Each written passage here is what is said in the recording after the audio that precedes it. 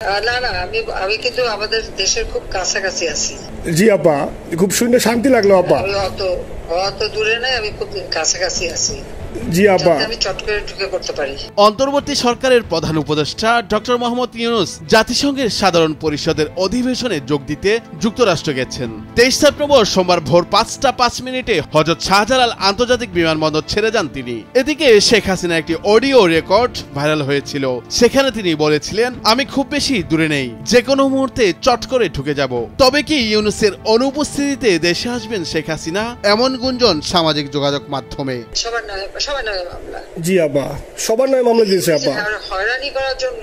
জি, যারা হিউম্যান রাইটসের কথা বলতো, যারা অপোজিশন স্পেস দেওয়ার কথা বলতো, তারা কই? এই কথাগুলি বর্তমানে শেখ হাসিনার ভিসার মেয়াদও শেষ হয়ে গেছে। এরই মধ্যে মেয়ে পুতুলকে নিয়ে পার্কে ঘুরতে গেছেন তিনি, যা ইতিমধ্যে সামাজিক মাধ্যমে ভাইরাল হয়েছে।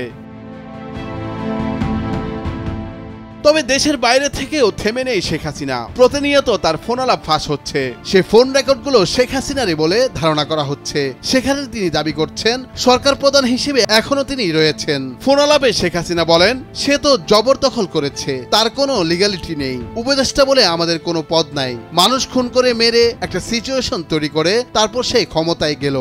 সে তো জবরদখল করছে, তার কোনো লিগ্যালিটি নাই যে উপদেষ্টা বলে আমাদের কোনো পদ নাই।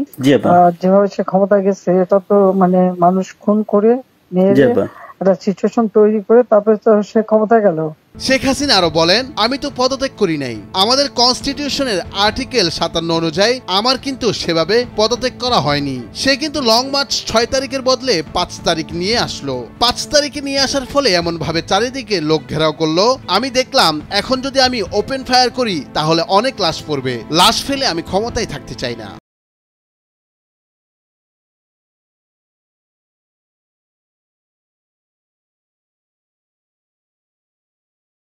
শেখ হাসিনার ফোন আলাপের ভিত্তিতে অনেকেই দাবি করছেন, শেখ হাসিনা হয়তো ইউনূসের অনুপস্থিতিতে চট করে ঢুকে পড়বেন দেশে। তবে তিনি যদি দেশে আসেন, তাকে শক্ত হাতে দমন করা হবে বলে জানান বৈষম্য বিরোধী ছাত্র আন্দোলনের সমন্বয়করা।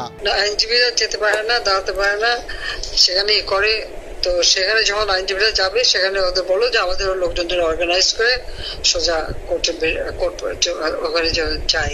আর তাছাড়া তো আর কোনো। এদিকে অনেকেই অভিযোগ করছেন, দেশের বাইরে গিয়েও দেশকে অস্থিতিশীল করতে ষড়যন্ত্র চালিয়ে যাচ্ছেন শেখ হাসিনা। কখনো আনসার, কখনো শ্রমিক আন্দোলন, আবার কখনো ওলামা লীগের মাধ্যমে অস্থিতিশীল করায় ব্যস্ত রয়েছে তারা। আনসারদের মাধ্যমে বিশৃঙ্খলা করার চেষ্টা চালানো হয়েছিল, তবে ছাত্র জনতার প্রতিরোধে সেটা আর সম্ভব হয়ে ওঠেনি। আনসারদের আন্দোলনের উস্কানিদাতা এক স্বেচ্ছাসেবক লীগের কর্মীকে গ্রেপ্তার করেছিল পুলিশ। এরপর শ্রমিক আন্দোলনকে উস্কে দেয়া হয়েছিল। সেখানেও মূল হোতা হিসেবে ছাত্রলীগ কর্মীকে পাওয়া গিয়েছে।